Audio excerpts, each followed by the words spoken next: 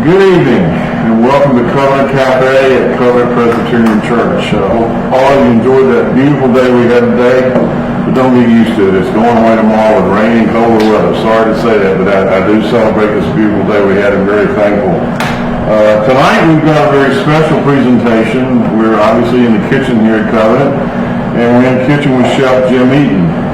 And Jim is going to prepare a potato wrapped salmon done 4 different ways, and Linda's famous kale salad. So as he's doing this, if you have any questions, please put them in the comments box on Facebook, and we'll try to get you an answer live while we're on here. So Chef Eaton, I'm going to turn it over to you and show us what you got. Good evening. How are you all doing this evening? We're going to talk about fish first. Make sure you buy a fish from somebody that you store or a local market that you know best. I try to get the whole pieces, that way I can cut them to my length and weight that I want. I also look to make sure that it's good in color and it doesn't have a fishy odor. I know that sounds crazy, but fresh fish does not smell like fish. There's 2 types of fish when you come to categorizing of fish. You've got round and flat. Flat is sole from flounder. Round is salmon, trout, stuff like that. Because the U.S. government does not grade seafood like it does beef. Beef has grades. Prime, choice, trade, etc. Those are the market trades. Tonight is a very simple dish. We're going to do a potato wrapped salmon, some different ways for you, using different equipment. On the first one, if you look at your recipe, it says wrap. Now, you can use a meat slicer to make those potatoes real thin. You got to remember to make them as thin as possible. I pre-done mine, and it says slice them on a mandolin. Well, you that are not experienced with a mandolin, please do not use that. Use a meat slicer or a potato peeler to get your 1/16 of an inch sliced wedges. Jim, question. Where locally do you get your fish? I buy mine from Salmon, believe it or not, because it's got a sell-by date on it. This fish that I bought had a sell-by date of the 28th. So I knew I had 4 days after today. Okay. This is my potato wrap potato. It's very thin. It's the whole slice. Okay? Then for the scaled one, it says to go ahead and use potato and then a cookie cutter to cut them out. That's a lot of extra work. So what I did was got a Yukon potato and put it through a KitchenAid in the slicing piece, and I got my round slice. It's perfect. Okay? My round slice ready to go. Now, we're going to make the spoodles for this. This is a spoodle machine.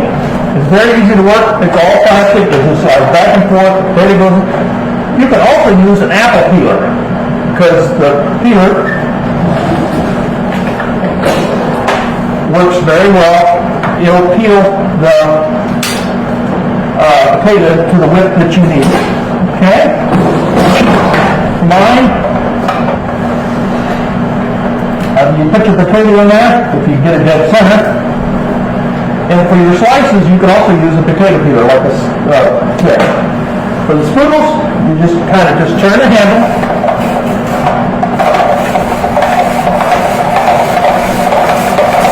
And as you turn it, whoop. Come on there, there we go.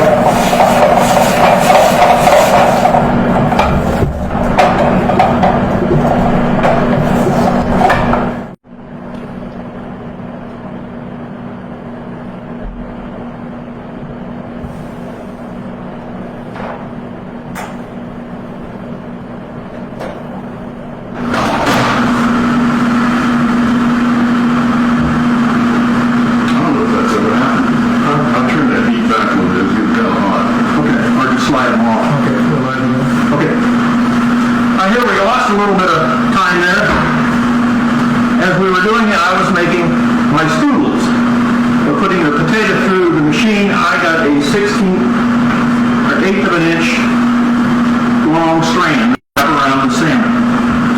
I can also use these leftover potatoes for kids to make them think like they're mushrooms. Okay? It's a very usable machine. You can do all kinds of things with it, just to give you a heads up. Okay? I also have, like I said, I had the slices done and everything. So what I'm going to do is I'm going to wrap my first salmon. I'm going to do the one with spoons. Now I like to put plastic down on the table to work with. Just me. I also like to dry my salmon off, and if you look in the first recipe, it says to have it dry. So I'm going to do that, take the moisture out of it as much as possible. Okay? Here we go. Done deal. Gone.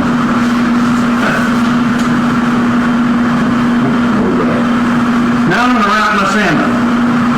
You can see my spoons are pretty long, so this is fairly easy. Take your salmon up, best you can. Start from the underneath, and just wrap it around as best you can to get started. Once you get started, it'll go fairly easy. Okay?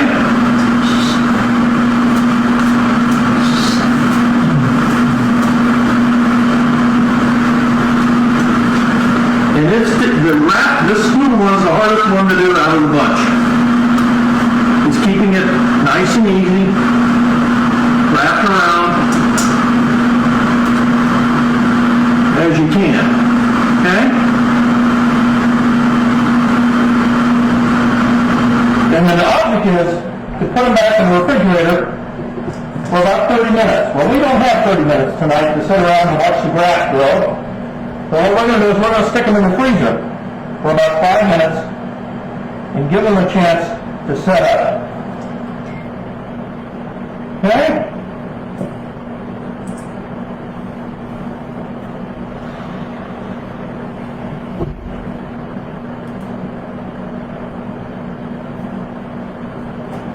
Jim, I guess this is similar in a way to when you put it in the paper before. It kind of seals somewhat the salmon a little bit. Yes. Okay. And the spoon wrap one, just like I say, is the hardest one to do out of all the salmons. One of the easier ones is the shingled one, which is your salmon here, your round slices of potato, and then you're going to put them in butter. That's why you've got to put it in the refrigerator. You dump it in the butter, set it on the fish. Dump it in the butter, and you just make it look like a shingle on a roof. Okay?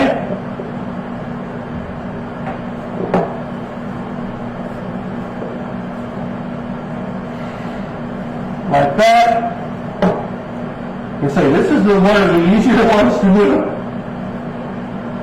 Out of the bunch, and then you put your salmon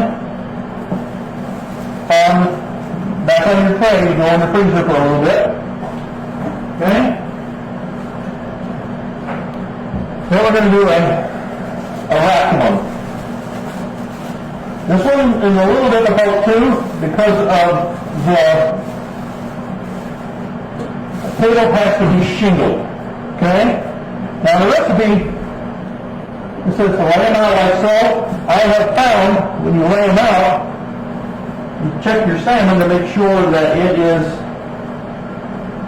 the same width as your potato. And I've also found that you must at least double your potato up. So what I do is I take a little end of the potato and I put it on there, a little bit of butter, that way they stick together, like so. There. Now once that's done, I get my salmon and put it on my potato, pull my wrap over and over. Look at that. Wow. You made that look easy. And you're going to put it in the refrigerator with the plastic around it. Okay? I'll do that one more time because that's a fairly easy one to do. You're going to take your potato again and lay them out. We knew that it took 3 last time. Going to take 3 this time. And then we're going to dump them in butter. Put them together. Like so. And there they are. We're going to put our fish in there. And then we're going to roll it over.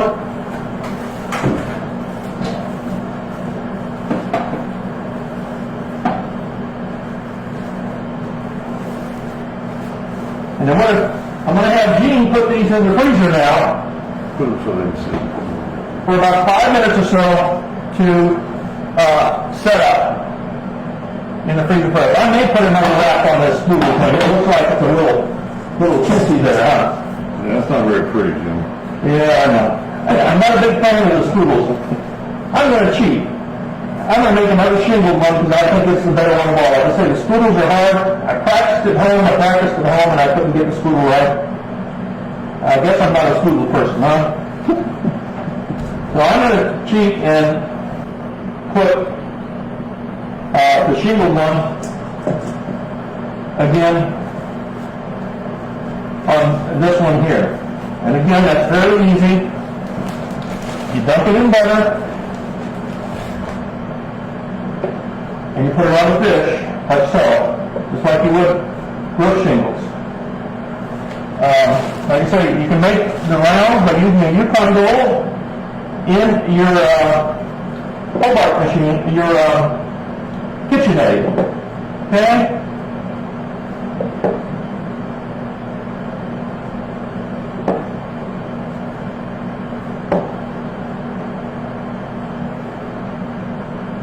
Alright, we'll put these in the freezer.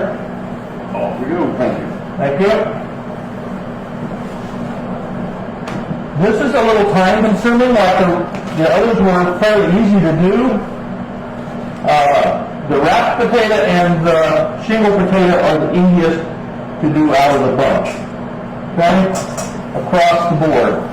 Now while we're in the freezing, you want to make sure that your stove is set up and it's getting warm, because we're going to move over here. We're going to move to this side and make sure their pans are getting warm. And you don't want your pans really, really hot.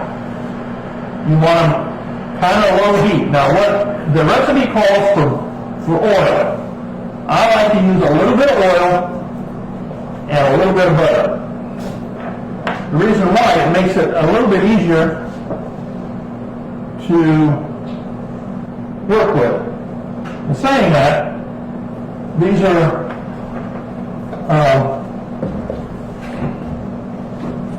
I'm using a non-stick pan, and sometimes it's easier to use cast iron if you like it. You don't have to. And I always take my hands off if they get too hot. I can usually tell if they're sizzling a lot. Okay? And these take about 8 to 10 minutes to cook, depending on how high heat you got and how thick the fish is. Okay? But salmon's usually a fairly medium-sized fillet. It's not really, really thick versus cod or sea bass where it's nice and thick. Do we have any questions while we're sitting here for a couple of minutes or so? Yeah, Carl is asking that you breathe. Huh? Carl is asking you that you breathe. I don't know how to breathe. And we did have one question. Did you slice the potatoes on the mandolin? No. I'm afraid of the mandolin because I cut myself so many times on a mandolin. I use the meat slicer. You can use a hand crank meat slicer, which you can make of plastic, or you can use a commercial meat slicer, or you can use a potato peeler. I am not a big fan of the mandolin because I still have scars. Okay? Okay. That's why I didn't use it. Any other questions? No. Well, I want to ask you this. What vegetable would you pair with this, would you suggest? I would just suggest a roasted asparagus. Roasted asparagus, okay. You don't want to use carrots or corn. You would like something green. Even broccoli would be fine. Roasted Brussels sprouts, like I said, roasted asparagus would be fine. Okay? Okay. Since that butter is probably hard now, Gene's going ahead and get me the two fish. And we're going to, the pan of fish, and we're going to put them on the stove here. And get them to work. Now the thing is once your fish starts to cook, don't turn it over until it is halfway done, 3/4 of the way done. You don't want to turn them over, okay? And I also got a mix of salt and pepper that I'm going to stick on there. Okay? Can you pull the cap off there for me, Gene? Thank you. Just flip it straight up. Thank you. I'm going to put salt and pepper on these. It's so nice to be part of that, you know, I feel like I'm...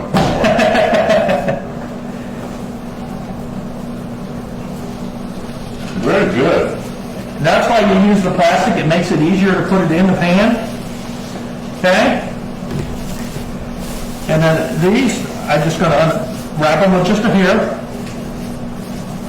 Chef, do you need a spatula? No, I don't, because I'm going to use the plastic. Okay. I think.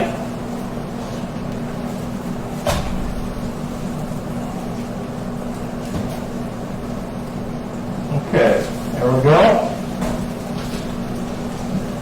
And we're going to make sure that these are... I don't like cooking with electric, but that's just me. That's what we got, so... And I have to do with what I got, so that's what I'm dealing with. So you have to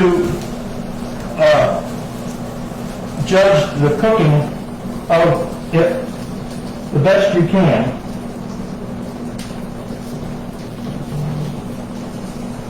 Got a question for you, Chef. Sure. Do you ever cook the salmon with the skin on? Not when you're wrapping it. Yes, I do salmon with skin on, but I don't do it while I'm wrapping because the skin side would be facing up and it wouldn't get cooked then. The skin side you always try to cook first when you're doing fish with skin on. You want to cook the skin side first. Okay? Yeah, I'm with you. Okay. Butter didn't quite set up. That's all right. We'll get it on there. Of course, the other question is, do you only put potatoes on the top? I guess Yes. You only put it on the flesh side, not the skin side. Right, unless you're wrapping it. Okay. Because it makes it harder to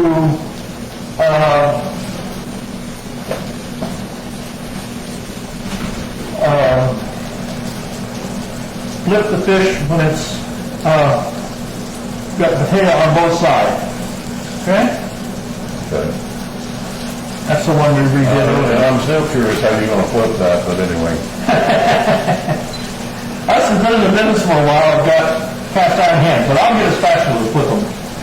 Okay? As these are cooking, you gotta remember, like I said earlier, you gotta make sure that you cook them as much as you can on one side, so it's nice and brown, and then you'll flip them over. Okay? I'm not going to sit and watch these. I'm going to work on your salad a little bit and show you how to put that together. Huh? I got it. I got it. I'm coming to this side over here now.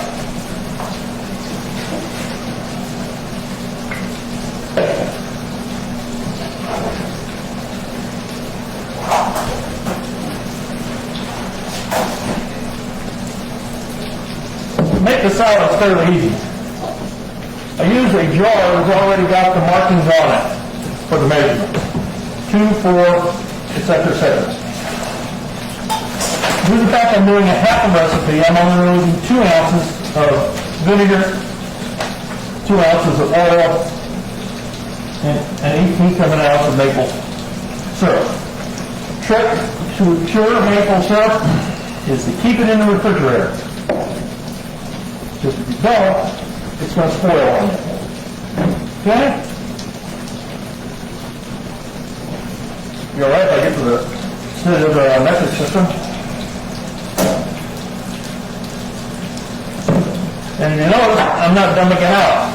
I got 2 ounces there. I'm going to put 2 ounces of this. You're not doing what, sir? I'm not putting it in a bowl to mix it. Okay. I'm just putting it in here.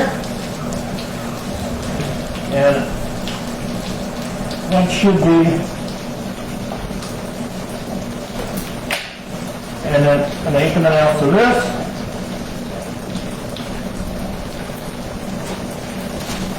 The sweetness. Put it back in my jar.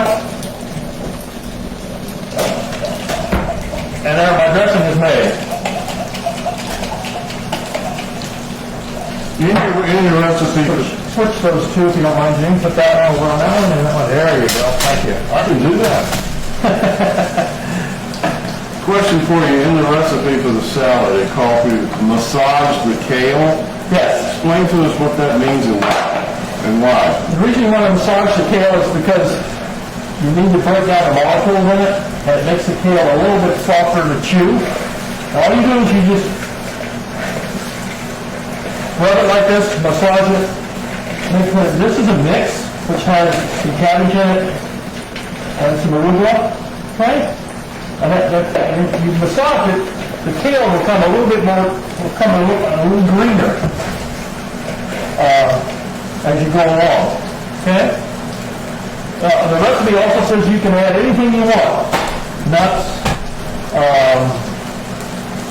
raisins, apples. I'm putting some nuts in on it, some cran raisins, okay? In there. Pecans and raisins. And I'm also going to put maple. Now when you do an apple, it's best, I like peeling it sometimes, but not when I'm doing it in salads because I want that crunch, okay? So all I'm going to do is I'm going to cut it like this. I've got the core of the apple out here now. I'm going to put my hand flat, and I'm going to slice straight through the apple. Done. Then I'm going to take it, and I'm going to slice the apple like this. You notice how I'm holding my knife, too. I do not have my finger up here where it's going to wrap all around. I'm holding it on both sides, more steady. And then I'm going to cut my apple, and then I have a nice apple. Something smelling good over there. Smelling really good. And that's basically how I cut my apple. Then I'm going to take my dressing, and I'll put my dressing on there now. I'm not going to use it all because it'll soak it completely and you'll have your salad will be salty. Now if I was at home, I would just use my hands to mix it up. Since I'm here, I'm going to use my hands too, but I'm going to use gloves in the process. Thank you. I'm not a big fan of gloves when you're cutting because you don't feel the product and you're liable to cut yourself in the process. Okay?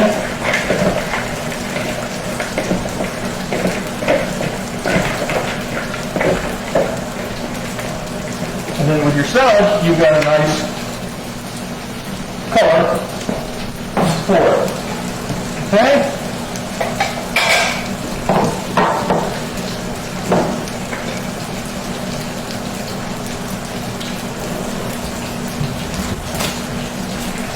Now the recipe also calls for chives and sour cream.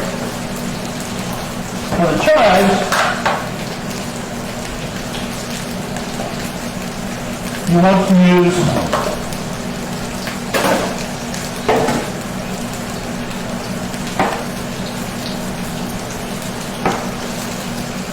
these chives I got on sale. They weren't that great, but they'll do the trick, right?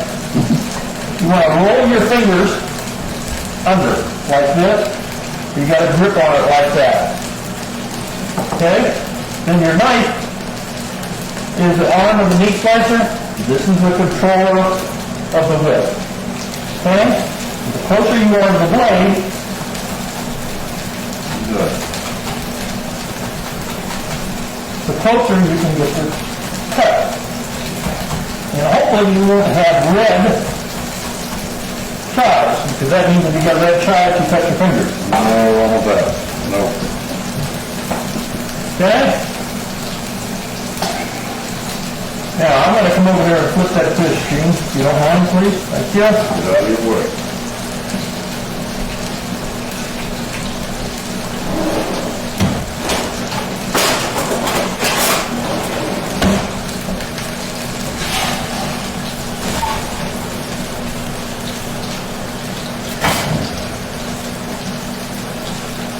That's not quite. Looking like it's pretty close.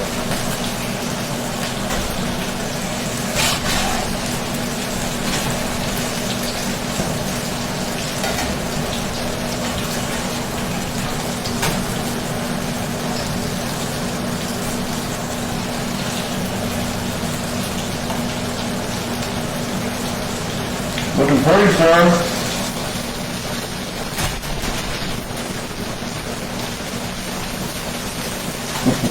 This is that one salmon we couldn't water trying to do over again. That's okay. I'm sure it will be great. Well, that's fine. I'll eat that piece, huh?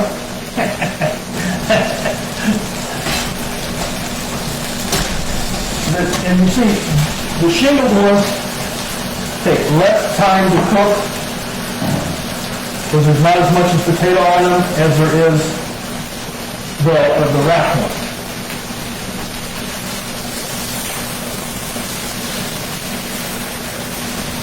Looking good.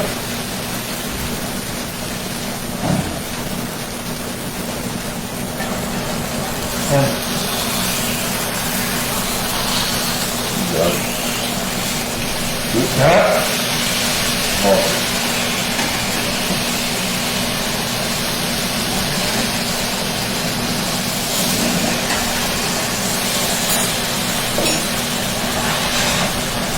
this is a mess tonight, I'll tell you. It's looking great. Looking great.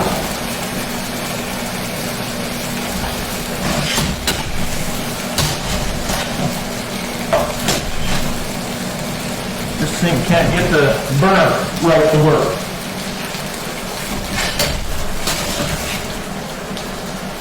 We're going to take and set that one off. It works. Now we're going to plate this up.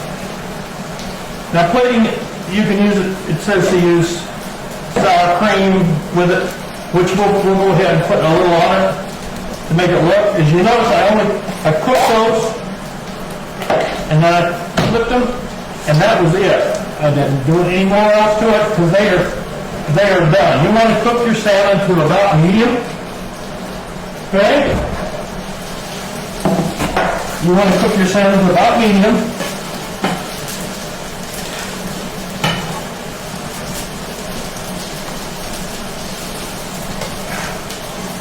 And this one's already falling apart. Put a dab of sour cream on it. And these church plates that we use here for plating are not that big either, so That's for a reason. it says there. Okay. Now, any other questions while I'm going along here, making a mess and carrying on like crazy? Emily wants to know what the background noise is, but I don't hear it, so it must be something in the line. Must be that fan up there. Yeah. I know it's not that other one we used last time. Yeah, we haven't got the oven on this time, which makes all the noise. Okay?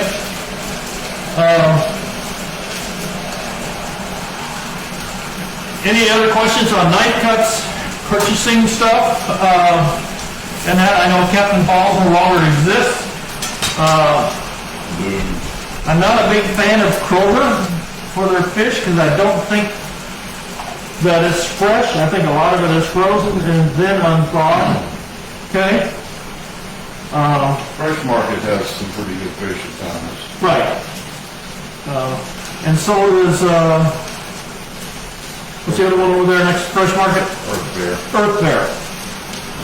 The frozen fish has gotten so much better in technology these days due to the fact that a lot of fish companies now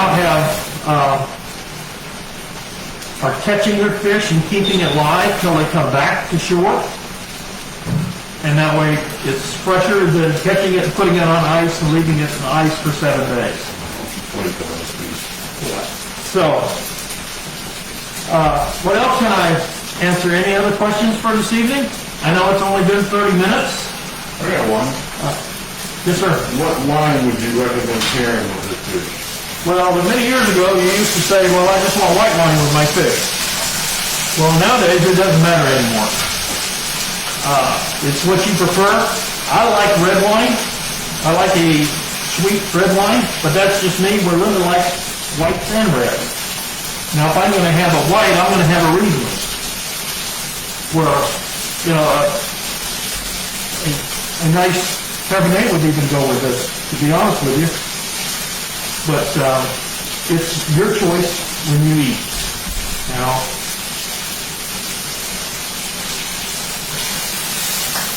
any other questions? None yet. None yet. Okay. Maybe next time, if we do one, if I agree to it, we'll go through some knife skills in how to cut certain pieces of meat where you buy a whole piece and cut your profit down. Sometimes the grocery stores will have sales. Like on beef tenderloin, you can get a beef tenderloin sometimes for half the price, and out of that you can get 8 to 9 meals. So that's going to cut your price down. All right, couple questions for you, Chef. When you're cutting the serving pieces, do you cut the belly meat off? This already had the belly meat cut off of it Okay. when I bought it. Would you cut it off? Yes. You would. Yes. Now I would take the belly meat and grind it up and make fish cakes out of it. Yeah, it's so thin it wouldn't cook easily. So Correct. Correct. And could you do this dish with any other fish besides salmon? Yes. I did it with cod at the house because Linda doesn't like salmon. You can also do it with tuna. Anything, you know. Okay. If your bride wants to know what's the dessert. I don't have any. That may not be a bad thing, but that's Correct. That's looking pretty, Jim. Finally, huh?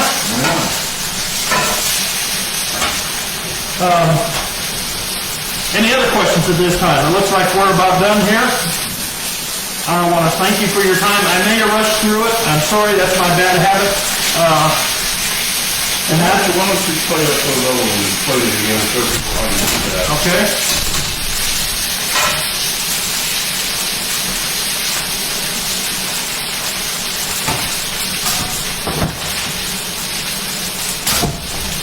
You have a special knack of doing that. That's why I want you to do another one. You always make it look pretty.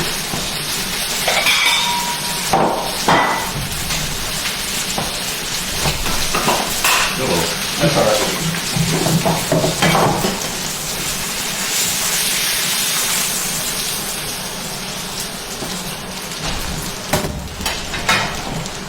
All right, question, can it be baked in the oven?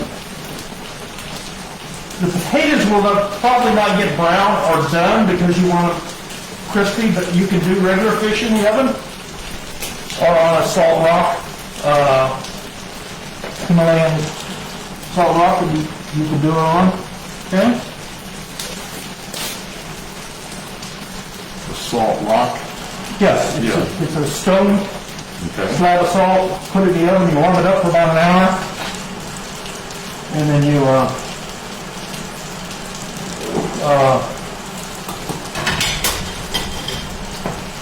Very pretty, very pretty. Sorry, I couldn't do the strudel one. I've practiced at home 2 or 3 times. There was one with hash browns. I did not get hash browns. I looked at them today. They would not work because they were slivers that were about that long. To do a hash brown, you need to make sure it's nice and shredded. Shredded, yeah. Okay? Let's talk about that salad. It's kale, and I guess Linda came up with this recipe, I'll assume what you said. Yes, this is Linda's recipe that she served on Wednesday night dinners. And how long has she been making this salad? Well, as long as we've been doing Wednesday night dinners, for sure.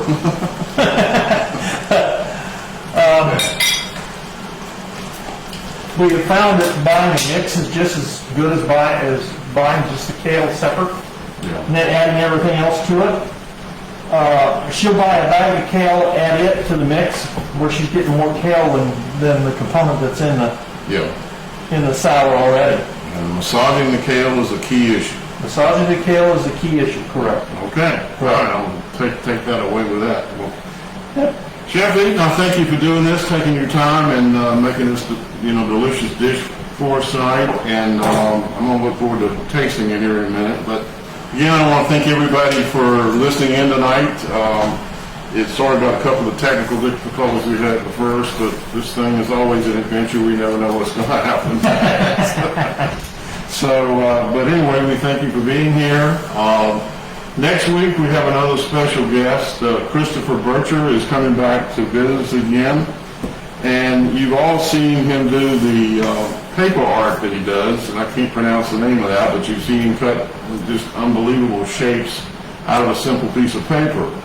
And if you watched him last fall, he kind of introduced us to another thing he does with little pieces, little pieces of wood.